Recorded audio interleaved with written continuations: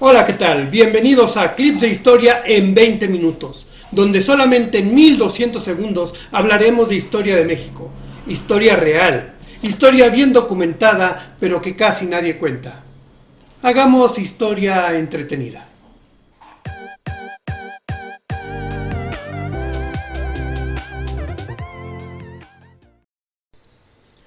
Y comenzamos. En la cinematografía, específicamente en la comedia romántica norteamericana, existen héroes y villanos. Sin embargo, uno de los villanos menos comprendidos o menos comprendido el hecho de que es un villano es el personaje de Julianne Potter.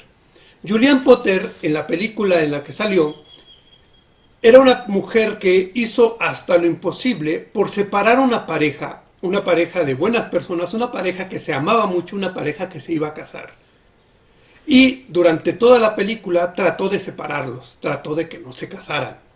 Uno podría pensar que tal vez sus motivos eran buenos, pero no. La pareja se amaba, todo estaba perfecto. ¿Cuáles eran los motivos de Julianne Potter? La envidia y los celos. Eso inmediatamente la convertirá en una villana. Sin embargo, la película de la que estoy hablando es la película de La boda de mi mejor amigo, que se estrenó en 1997, cuya protagonista, Julianne Potter, fue interpretada por Julia Roberts. ¿Qué pasa allí?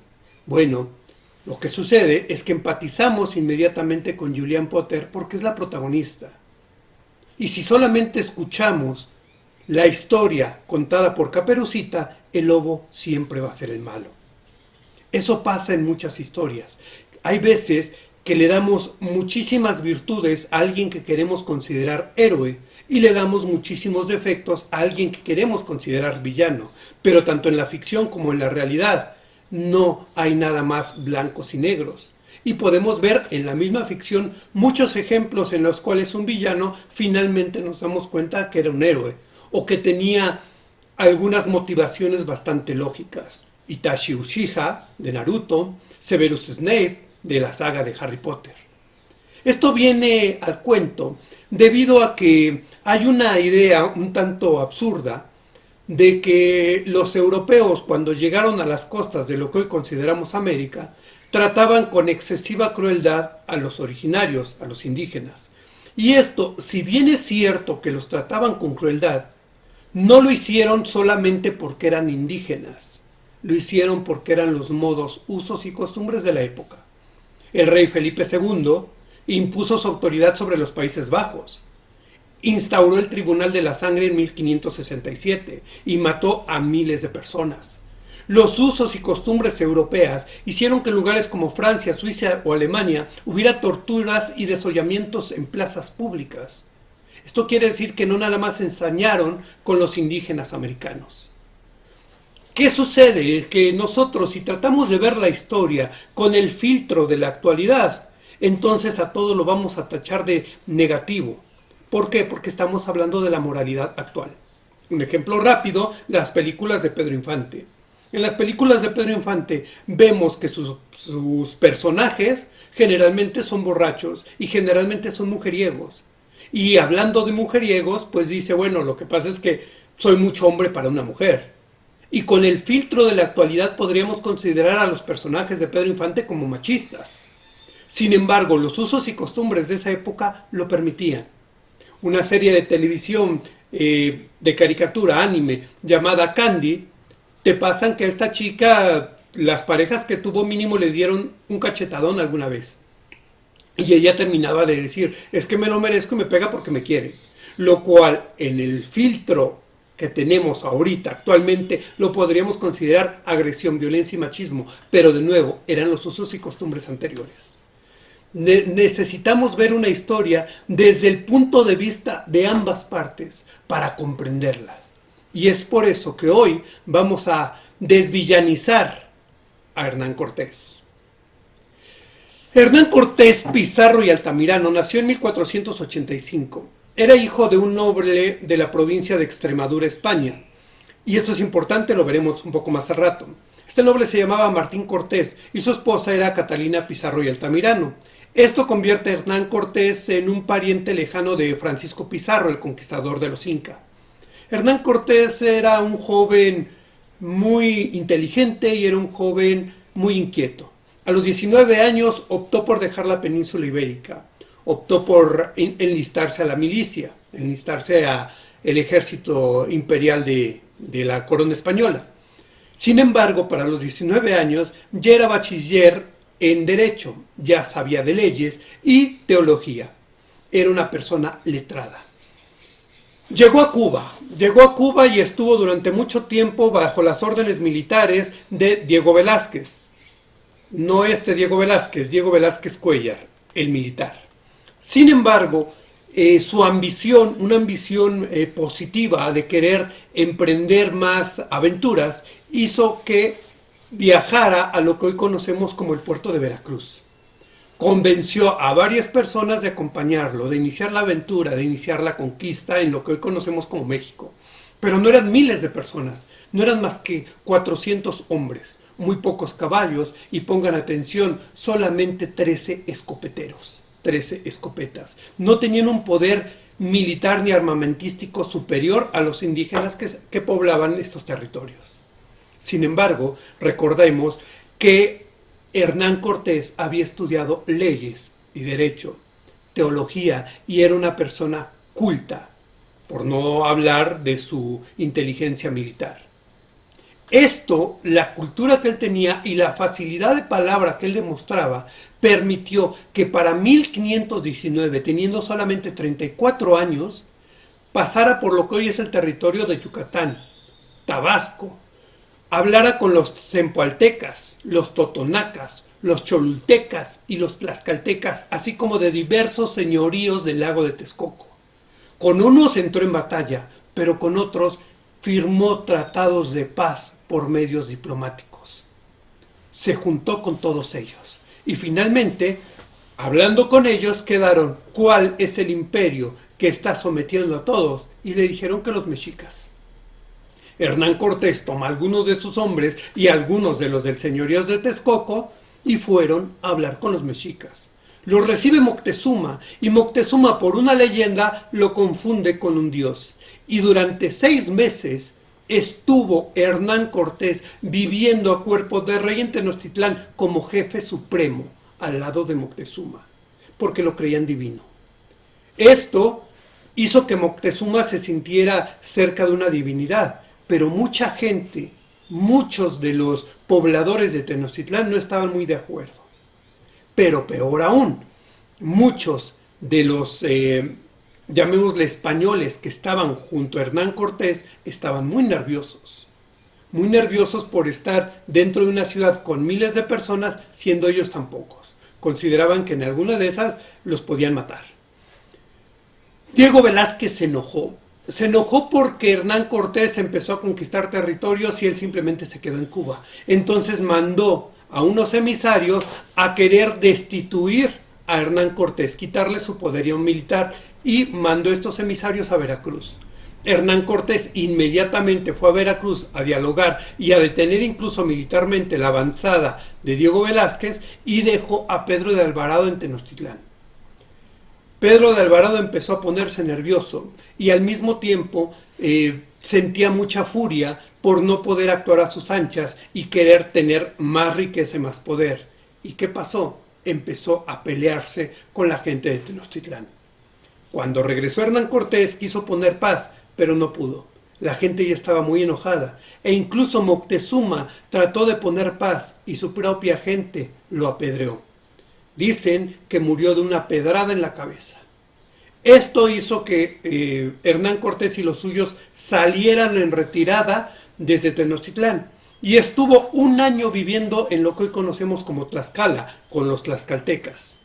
Después de este año se puso al mando de decenas de miles de indígenas de diferentes pueblos y el 13 de agosto de 1521 se hizo amo y señor de la capital con la caída de lo que hoy llamamos México Tenochtitlán.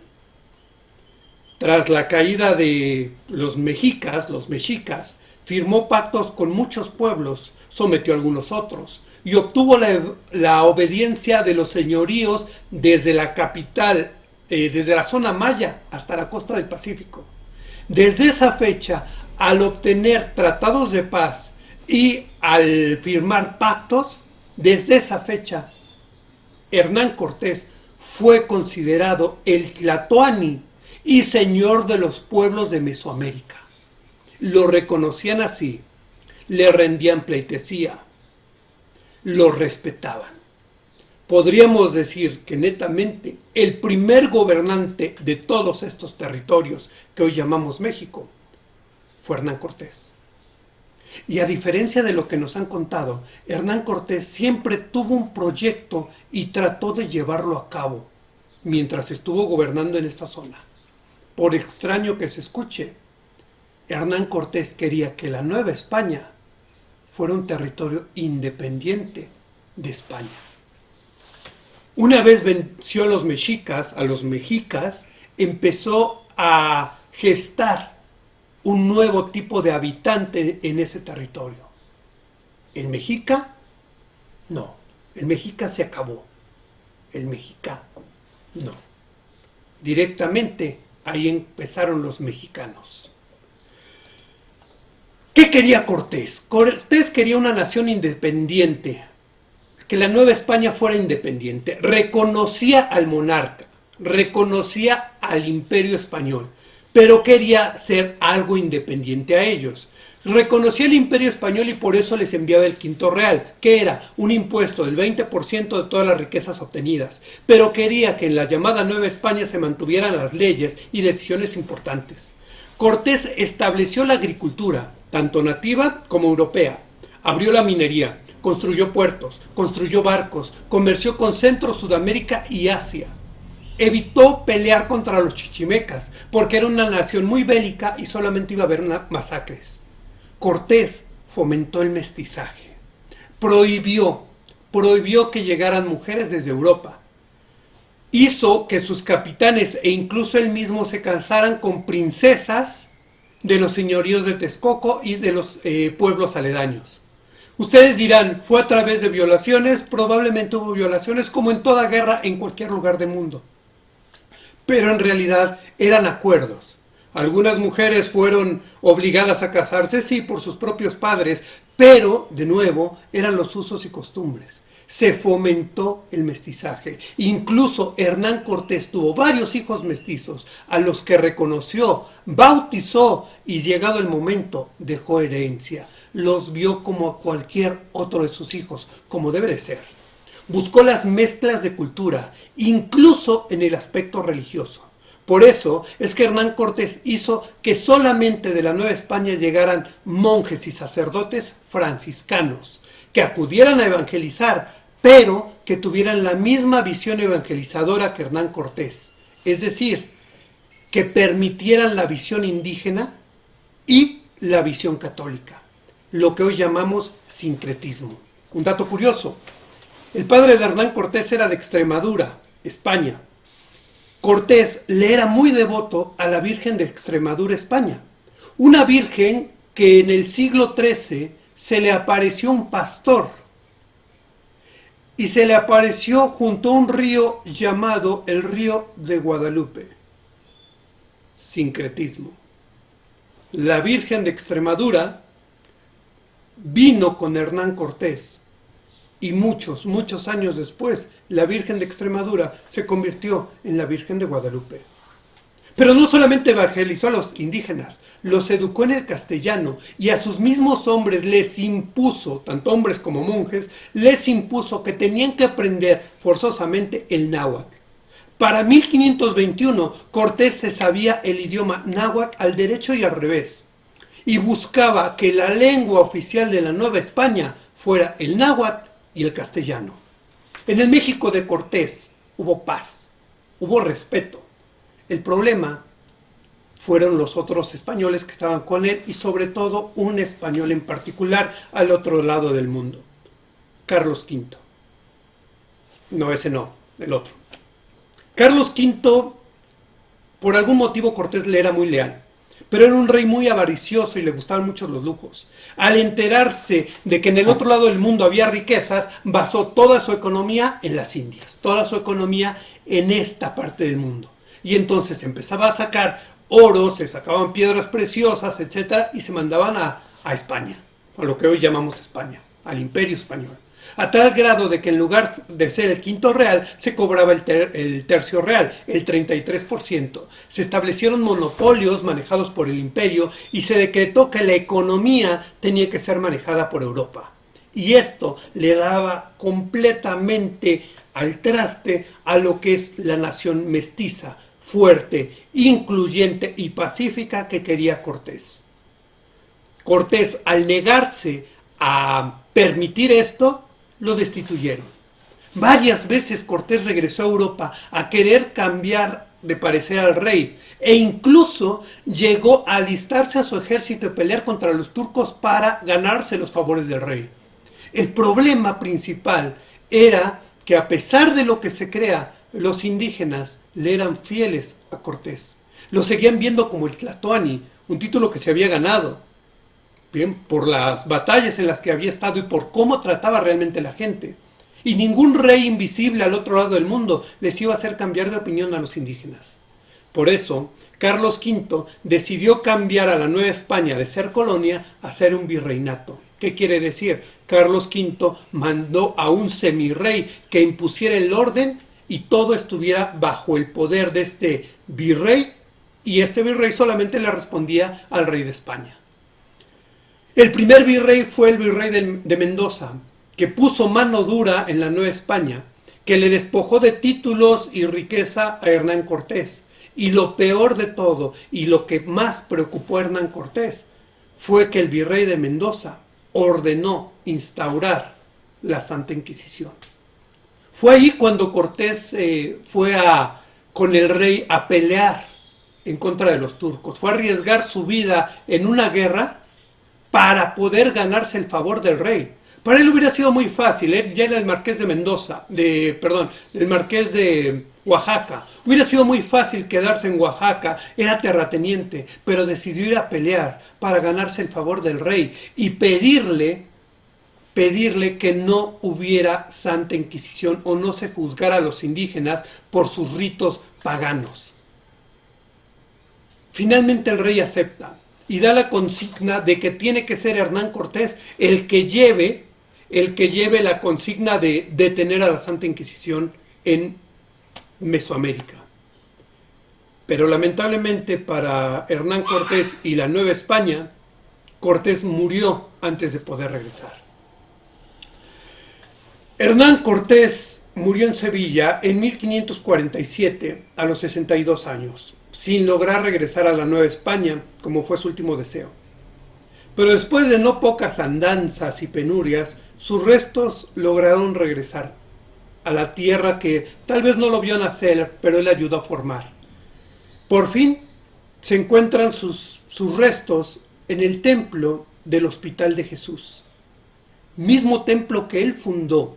El Hospital de Jesús sigue funcionando y él lo fundó utilizando gran parte de su fortuna. Tuvo 3 hijos varones, 2 de ellos mestizos. Tuvo 6 hijas, 3 de ellas mestizas. Recorrió Centroamérica, el Pacífico, Baja California y lo que hoy conocemos como el Mar de Cortés. Vivió 34 de sus 62 años en España. Fue un hombre de su tiempo, un hombre que quiso tener una nación que cientos de años después muchas personas soñarían con ella. Una nación mestiza, pluricultural y autónoma. Pero la llamada historia oficial lo convirtió en un villano, omitiendo las cosas importantes de lo que hizo, enalteciendo una cultura, la mexica, por encima de las demás, como los mayas, los empoltecas, los totonacas, los cholultecas y los tlaxcaltecas, y reduciendo a categoría de asesinos, violadores, etcétera, a los europeos. Mucho de nuestra arquitectura, religión, gastronomía, música e idioma viene de Europa. Y como nosotros mismos, se fue mezclándolo con lo que ya había en estas tierras. Si logramos reconciliar estas dos mitades, si viéramos a los héroes y villanos de nuestra historia como lo que fueron, personas, entonces tal vez, y solamente tal vez, podríamos ver la riqueza y la grandeza en nosotros mismos. Esta es parte de la historia de Hernán Cortés. No nada más fue un militar, fue una persona que tenía un sueño específico en esta tierra y que en mucho tiempo no se logró. Si quieren más información, lean el libro de Historia verdadera de la conquista de España de Bernard Díaz del Castillo, Historia general de México del Colegio de México y El mexicano, la psicología y sus motivaciones de Santiago Ramírez. Nos vemos hasta la próxima. Esto es Clips en 20 minutos y se acabó el tiempo. Unos segundos más, no se vayan. Clips en 20 minutos es un nuevo proyecto, un proyecto en el cual buscamos dar información a niños, adolescentes y adultos. Es un proyecto educativo en el cual también estamos buscando su apoyo. Desde dar like y compartir tanto en nuestros canales de YouTube como de Facebook, así como aportaciones económicas voluntarias de parte de ustedes, a través de nuestras cuentas bancarias o de nuestra cuenta en Patreon, donde ustedes pueden patrocinar este proyecto y obtener algunos beneficios adicionales. Les agradecemos mucho su colaboración, les agradecemos mucho su apoyo. De nuevo, desde un like, desde un compartir o apoyándonos económicamente. Muchísimas gracias y seguimos trabajando. Hasta luego.